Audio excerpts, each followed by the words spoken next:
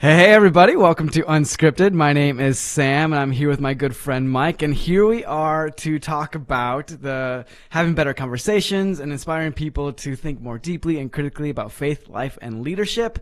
Mike, how are you doing today?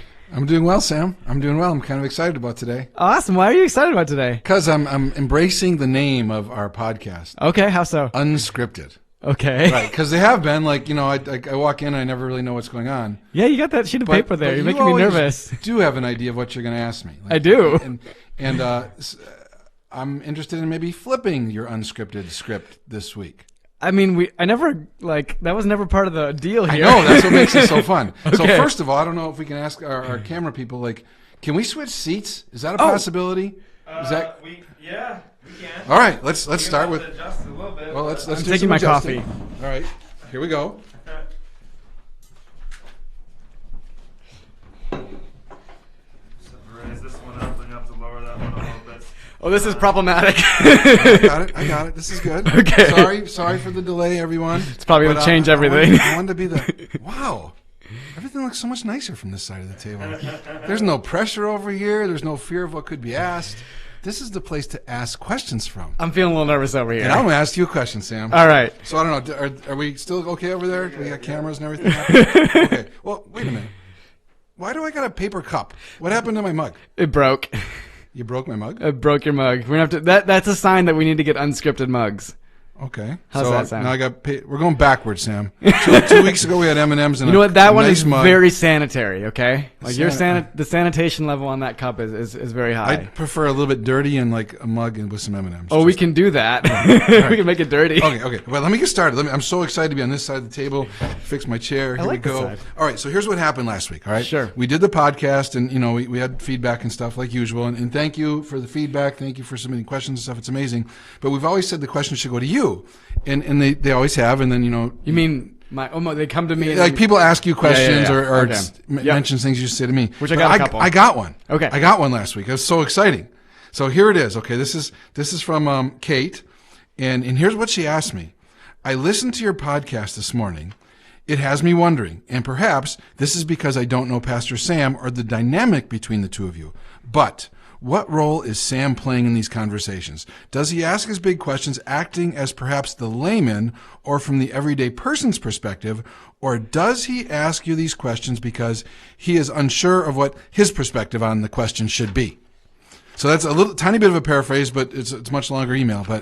But I'm curious. I thought that was really good. So here's someone who's analyzing the discussion so much. She's trying to figure out, like, where do the questions come from and what's the purpose for the question. So, Sam, that is a question to you, my friend. What is the purpose of the question? Yes. That's a great question. Thanks, Kate, for the question. Yeah.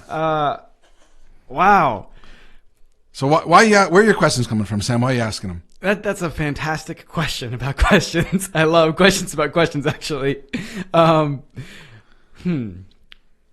to give you like the most like sincere answer I can give is this. I think my questions come about in such a way where I think I want to know what you have to say about something. So for all my questions that I ask, I have an idea of what I think. And I also think it's something that like I've talked to other people about and they've been interested in and like, so I think there's a bit of laymaness to it, like people that are just kind of chatting with me or like I've gotten some questions from some people and I'm going to formulate them a little bit in like, I feel like this is my free pass to ask you anything. And so there's a lot of things I've thought about and a lot of things that I have particular opinions about. And so I want to just get your opinion about it because I think that Wait. Okay, so have you found like a safe way Yes! to double check your opinion with mine? I think And so. it's not but even really kind of your question, but it's a little bit your question? It's totally my question. Oh, okay. But I think So it's great. You're sort of double checking your own thought process. Yeah, but not in such a way where like I think that I want to believe or have it be exactly how you think about it. Yeah. I love the fact that we can have a discussion and we can start with a question and then as we talk about them, our ideas get better. Yeah, okay. Like that really appeals to me. Like the ability to ask something where you kind of feel like you have an idea of what it is and you're wanting the other person to sharpen it.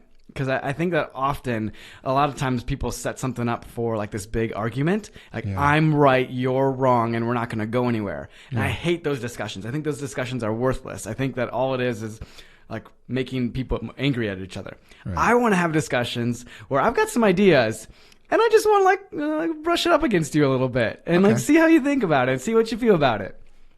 I like the honesty. Like that's good. Thank you. So you basically have a position, but this is a way to challenge your own position.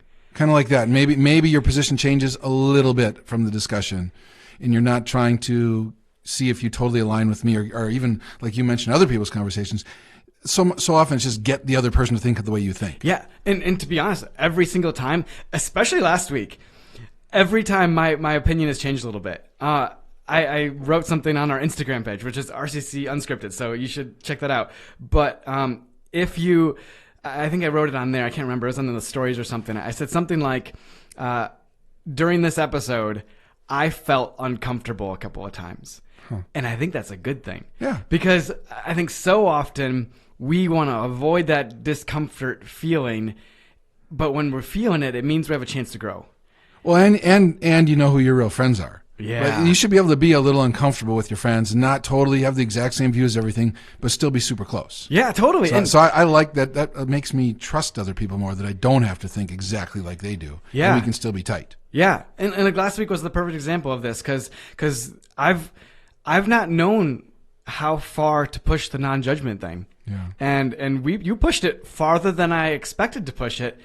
And I really loved that we went that far with it.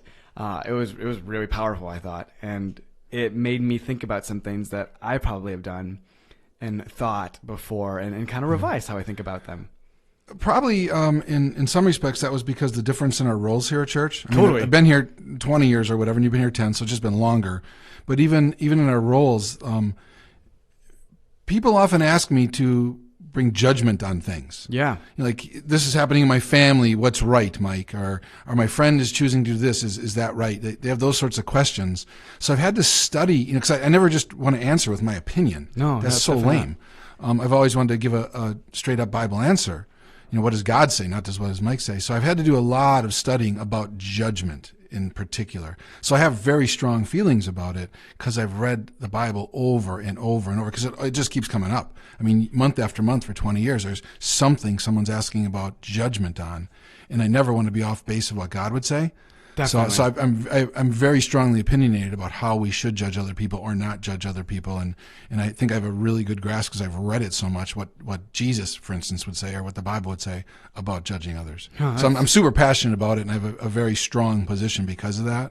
And I leave room for others. I mean, you could have a different position in mine. That's fine, but I'm very strong about judging or not judging, based on the study I've done on it. So that's why I probably came on so strong last week. Yeah, it was fun. I'm passionate about it. Yeah, definitely. And I think that's why I got uncomfortable a little bit, because I think that in that moment, I realized just how passionate you were about it, and I realized how much I hadn't had the time or the experience yet to push it that far.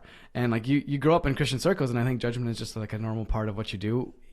You say you don't do it, but it's just kind of in the background. Yeah. And so it's really fun to kind of like peel away the onion layers and see the things that like deep down maybe you accidentally are judging about. So that was kind of cool. It's part of my own faith journey too. I think I was much more judgmental when I was younger. Definitely. And I think with every 5 or 10 years that have passed, I've become much less judgmental of others. And I look back now and sadly and look at myself at age 20 or 25 or 30 or whatever and think, man, I should not have been so judgmental. I thought I knew so much that I really didn't know. Yeah. The more you learn, the more you study, the more you realize you don't know. It's like people say, like, a little bit of knowledge is dangerous. Yeah. That is definitely true in Christianity. Yeah. Like, people get a little bit of knowledge and they think they know everything about everything. And I've eased up so much on judgment over the years based on gaining more knowledge. And I feel that's been healthy for me. Can I ask if something's true? Like, I have an Okay. idea of something that I think is true, and I'm curious if you've had the same experience. It's kind of anecdotal, but I'm curious. Okay. If I've experienced it where when people age, they will go one of two directions. There's two directions. They can either become more judgmental and more cantankerous, or less judgmental and kind of like maybe more eccentric. Yeah. I feel like those are the two directions that happen. Yeah. And I'm curious That's if that's true. Okay. I think it's pretty true. I definitely don't want to be cantankerous. Why would you want to walk around all day unhappy, complaining about everything? What a miserable life you've created for yourself. For sure. So I'm definitely not jonesing to be cantankerous someday. So yeah, but I don't think you just get less judgmental with age. I think you get it with knowledge. Okay. You realize that's that fair. there are really good people, really smart people, really learned people that have different opinions than you do. But you need time to learn. You need experience. You need time to learn that. Where here's someone I really respect and they see this issue a little differently than me. Oh, well, maybe it isn't as quite as easy as I figured it was 10 or 20 years ago. For sure. So I think experience, if you really listen to people and respect people, you do, I think, become a bit more open-minded or maybe, like you said, eccentric. I want to be more eccentric, actually. I should start wearing some weird clothes or something. I think that's a great Because idea. eccentric people just always look like they're having fun to me. Yeah, totally. So I don't know. I'll work on the eccentric part. We'll see. All right, I'm going to hold you accountable to that one. Well, okay, so since we're on sort of this topic and someone's asking you why you ask the questions you do, and I could hear it, like when you've asked me questions in past episodes, I could hear like the layman in it because I know the issues going on at church and I know this type of stuff you're hearing. So when you'd ask me questions, I had some idea of where they came from Yeah. because that'd been your experience of the week or past weeks. Yeah. It's stuff that you've been dealing with people. So I get it. I totally got where the questions were coming from. But since we're so raw about it right now, let me just do this. Since I'm the questioner today, how about this? Okay. How about this? I'm going to throw this out here for you. All right. Here we are. Like people are listening, so let's ignore the fact that anyone's listening. Let's pretend like it's like so many of our normal discussions over the last 10 years. Let's pretend we're alone. And what is it that you would ask me just from you, with no one else in the room, no one else is going to hear it? Is what would you ask me if you could ask anything right now? But it's only Sam. What does Sam want to talk about today? What is Sam? I'm curious because I have one. Like if we have time, there's something I'd like to ask you, and it'll be a weird question in front of the public, but I'm gonna ask anyways. Okay, good. I can ask. So listen to the end because maybe it'll be good at the end. I'm really excited about that. Yeah. I don't know if I'm trying to think clearly, and then I'm worried about that question. Yeah, you should be because that's me every week. You never know what's coming. So be worried, Sam. Okay, be good. afraid. Be very afraid. Be very afraid. I can't wait. What do I want to ask you if I could ask you anything and it's just me and nobody else is in my head about it? I think the question that I have come back to over and over again, that I'm curious what your answer is, because the way that I've seen you lead and the way that you have chosen the kind of path for your life is, when you talk about ambition, so like your desire to do something and you want to succeed and be good at something, when you talk about that, what's a good reason for ambition? And I've been thinking on this actually for a while.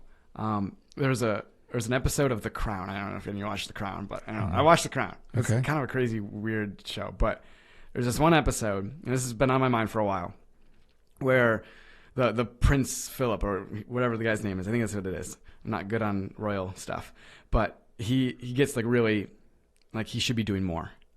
Like he's not living up to his full potential. And at this time, the moon landing happens.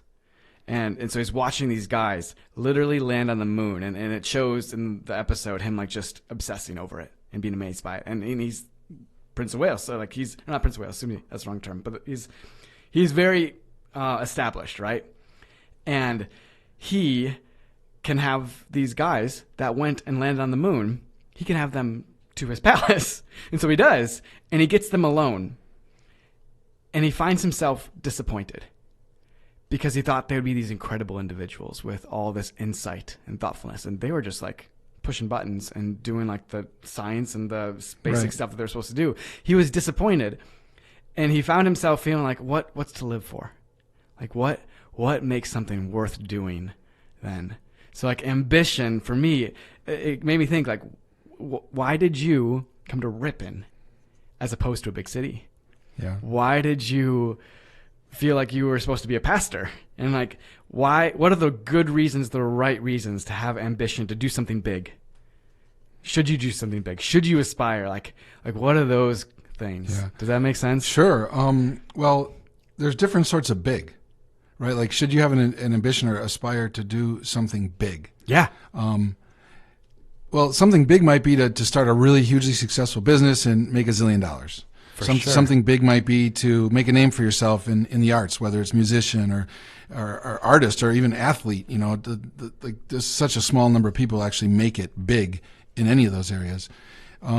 Something big could be you're living your lifelong dream to own a home and a garden and work your garden all the time, right? Like, people have different ideas of big. So you have to be careful that whatever your idea of big isn't necessarily everyone's idea of big. This is true. And one big is not better than the other. Like, to have the multi-million-dollar business is not better than being a musician who's making a living playing in clubs on Friday nights and they love it, or an artist who's able to sell paintings.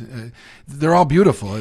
Having a household and leading your household is a beautiful ambition. I guess the question then for me, because I like where you're going with this, how did you define for yourself what that was? And was it worth, like, did you have to, like, was it important to you to define something that it was? Well, a pastor friend, asked me a question, and he said, "What would you do if you knew you wouldn't fail?" Yeah. Like, I was at a point in life, where I had plenty of education, experience, and all that stuff, and had this business idea that was actually taking off. And he's like, "Well, what would you do if you knew you wouldn't fail?" And it just came for me. Like, I started a church. People don't go to church. It just came. So I think that's how you determine you're big. Right? Like, for every person can determine they're big really with that question. If you knew it would work, what would you do? And then whatever that is, that's your big. And then, but how do you do that without, like, selfishness and feeling like prideful or whatever? Because I mean, you in the church, it kind of sounds altruistic, but like somebody says, if I knew I wouldn't fail, I'm just gonna be a millionaire and like do some big company thing, and like, how can that not like turn into this kind of selfish thing? Well, I think you can stay pure and not selfish within personal success. Okay, like, there's hugely famous athletes or musicians or whatever that do a lot of good in the world as well. Their whole life is not their next song or their next game. They do good for other people, and that the fame they have or the money they have allows them to do that.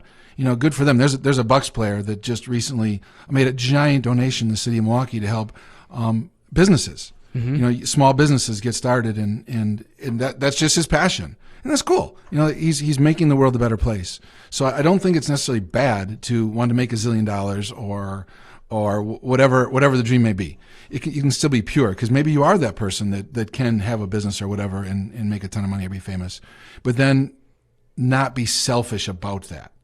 Okay. To use your fame or your money for good is just as pure as it is to start a church.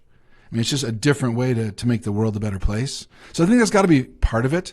Someone's ambition listening right now might be to someday have a family and have a nice home that's loving, and the children feel great, and you're raising them well, and you're supporting your spouse or whatever it may be. That's a beauty, and to do that is great, as long as it's not only for you, right? Like, if it's all about you and your spouse is going to serve you and your kids are going to be great to you and blah-de-da, you can spend all day doing what you like, that's bad. But if it's for others and you're benefiting others in their lives, then it's all beautiful. So when you come back to church, right, that's how you start. Like, how did you know it was Ripon and not some big place? I had opportunities back then to go to a bigger place, and I've had multiple opportunities since. That's a common thing for me to be given an opportunity to go to some big city and just giant church or whatever. I just knew it wasn't for me. Okay. And it could have been. It is for certain people. There's men and women who have gone to do that, and it was for them. And they thrived in it, and they've done amazing things in the world.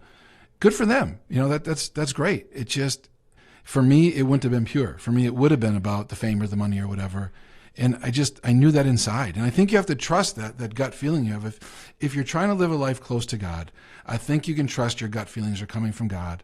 And then you just check them, right? Like, you can check it with Scripture. You can check it with friends, and be sure that you're not somehow off base and being super selfish. But that's just what it is for me. It wasn't difficult to choose Ripon, and it hasn't been difficult to stay in Ripon, because I felt like that's where God was saying I should be.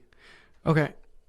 I totally get that. I guess the part of me that's like confused, and I don't know if this is a generational thing or not, but I feel like I'm confronted with, and my generation specifically has been confronted with images of people like the Tom's founder or whatever, the Tom shoes. I don't know, like one shoe for like. There's all these altruistic, like, I'm gonna change the world mentalities, and I think I've struggled with whether something is enough.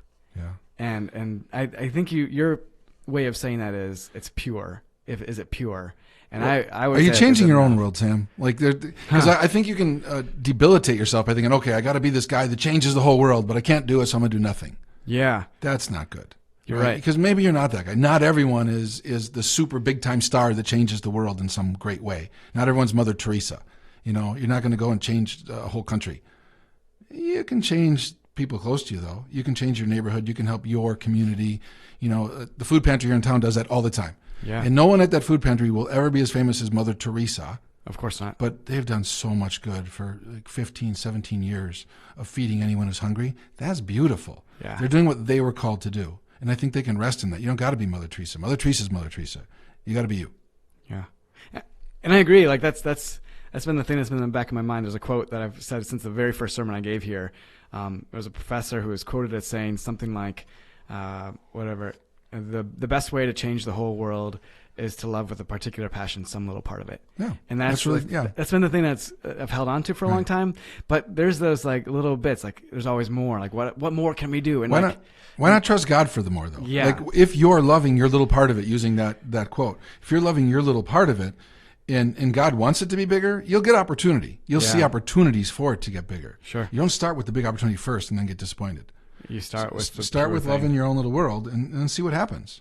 And maybe there's more, maybe there's not, you know, based on your personality, skill set, whatever. But you can make a giant impact in someone's life. Right? And if everyone did that, you wouldn't need someone to impact the whole world. No, I agree. You know? Yeah. All right. So that's the big question. Wow, that was an easy one, Sam. I don't think that's an easy question. Like I think that's a really intense thing that a lot of people feel, and they sometimes I think feel as though they're not amounting to much. And I feel that I don't feel that, but I have the thing that it feels like it's in limbo. Like there's always could be something more, and to have that voice become too loud is a dangerous thing because it can be debilitating, or it can make you feel like you're not enough. You can start comparing yourself and all those other things. Like there's just that little bit of something that you can hold on to and you can beat yourself up about it. And I was just curious, especially like you've been really successful here in Ripon, and there's always that question of more for elsewhere and that whole thing. Like, yeah, I think, you know, if you're doing something good, you know if you're called to do something more. You know, but larger isn't necessarily better or even bigger, right? It doesn't have. Like, you don't need the glamour. It doesn't need to be a zillion people to be amazingly good. You might not be the person. You know, you can even say that for a musician, right? Like you could play at smaller clubs and they'd be amazing and people love it, and they had the best time of their week by coming to your concert.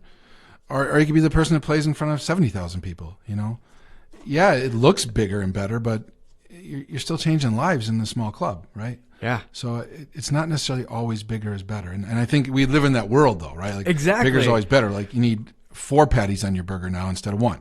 That somehow makes it better. Yeah. I'd rather have 1 really good patty than 4 crummy ones, you know? It's not better.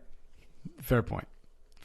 I'll take it. All right, so how about this? All right, let me hear the question. So I got one for you, okay? I've been nervous. Maybe that's why I didn't ask as hard of a Well, question. I thought of it when I got this letter, and so I'm going to go ahead and ask, and I don't even know where you'll go with it, but it came to mind. So here we go. Okay. You've been here 10 years, basically, right? 11. Wow. All right. See, yeah, it seems like 3 weeks to me, but that's just because I'm old. So you've been here 11 years now. What surprised you the most? You've been in ministry 10 years, Sam. You've seen a lot of stuff. There's been hundreds and hundreds and hundreds of people that have come here. Like what, as you sit here with 10 years experience now, what do you sit back and go, I can't believe that one? That is a great question. What has surprised me the most? I have to think about it. Okay. And it can be a big thing, like, you know, overall, the overarching all 10 years, or maybe it's just something recent, but like, tell me something, maybe not even the most, but tell me something that's like, wow, I didn't think it'd be like that, or I didn't think that would happen, or... Well, I mean, because people out there probably have assumptions, like they had the same assumptions you had coming in, so... Yeah, so there's a couple layers. Blow up one of their assumptions today, Sam. I think in the first, 5 years, my assumption when I first started was, like, when you're a pastor, you're spending a lot of time, like, studying everything and writing and giving sermons all the time, and like there's this particular view of the kinds of things that you fill your day with. Yeah. And very quickly over those first 5 years, I realized that those things happen. They're there. But that is not the main thing you spend your time doing. It is not just that. It is like a very small piece of the bigger puzzle of like doing the like hands on the ground, boots on the ground type of work that you have to do. And so I think that it surprised me the most that like there's just so much basic. You have to get this done. For example, I'm in charge of the building right now, and like there's just all these things that always pop up. And, Roof's leaking again, isn't it? No, okay, not good. yet, but All it right. could be soon. Like Yeah. that, it just depends on which way the wind blows. It's literally. I noticed we have a rotting window frame. I noticed that Yeah, the other day. okay. That's fun. Okay, yeah, sorry. There's also like a little square off the side of the building. Yeah, I saw that too. I know. Okay. So there's things. So you won't just be reading the Bible all week, Sam. You'll No, be, like you have to get those things done. You making worry calls about and money, stuff. Yeah. making sure like you can pay for the repairs to Yeah. the building.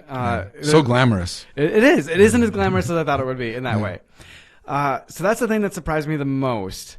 But I think in like the first 5 years, it like took me off guard, and it made me like have to think like, this is what I want to do. It's not like this idealistic, perfect. I sit and read Speaking my of Bible. that, just made me realize and remember something. We're out of toilet paper in the staff bathroom. Just I wasn't here yesterday, okay, so all right. I had I'm a just family saying. thing I that don't know had who to go report that to, but I can tell you where they are. I don't know if they had a seminary class on that one. I'm pretty sure that they didn't. Okay, so the second thing that Jesus washed feet, Sam. You can stock toilet paper. You know, like yeah, I have. I know. It's, If I would've been everyone here- has. if I would've been here yesterday, I'm there being a wouldn't be bit goofy, missing. but yeah, I just thought of it though. It's like weird building things that no one thinks of, right? Yesterday I was freaking out a little bit because I wasn't in the building and I hadn't heard from people for a little bit, and I texted Danny. Hi, Danny. And I was like, hey, can you? I got nervous that maybe like there was flooding in the building because Yeah. things were melting. Yeah. And I was like, can you go between the two buildings and shovel out the drain to make sure that it's opened up? Yeah, right. Because it should be soft enough now where you can do it. Yeah. I don't know if it was or not. It wasn't. But anyways, yeah, it's always on your mind. Anyways, the thing that I think surprised me the second 5 years, Okay.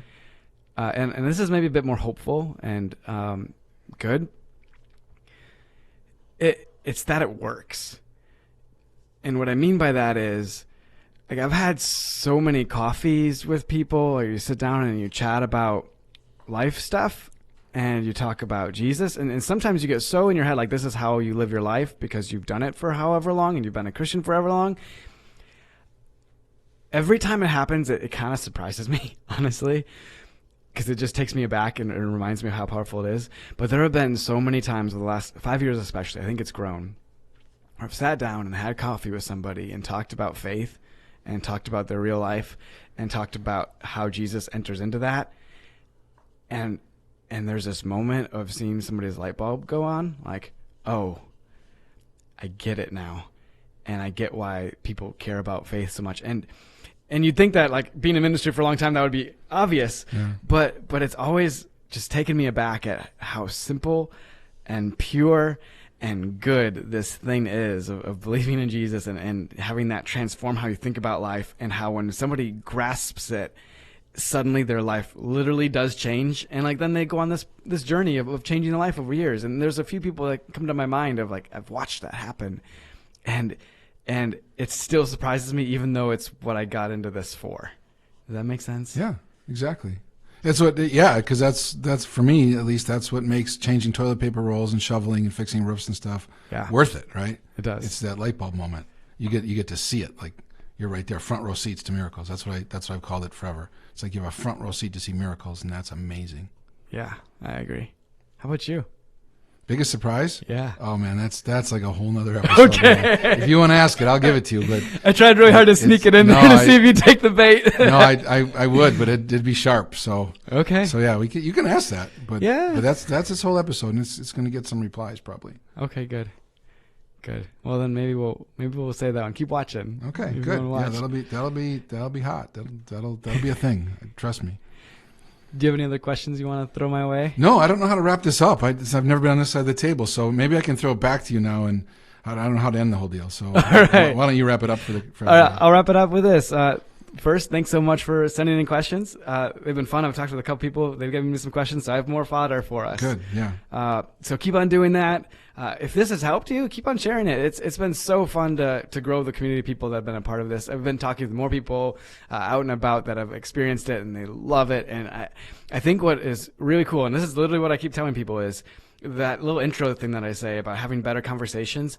I think that's so important right now, and I love that. So if you want to have better conversations, share this with somebody and ask them what they think, and talk about it. And so you can subscribe on YouTube or iTunes or Spotify and share it. You can rate it on there. You can make comments on there. Those are all great things to do. And then you can follow us on Instagram at RCC Unscripted. And it should be fun. So thank you so much for watching, and we can't wait to be back here next week with more good questions. Have a great week, everybody. Sweet.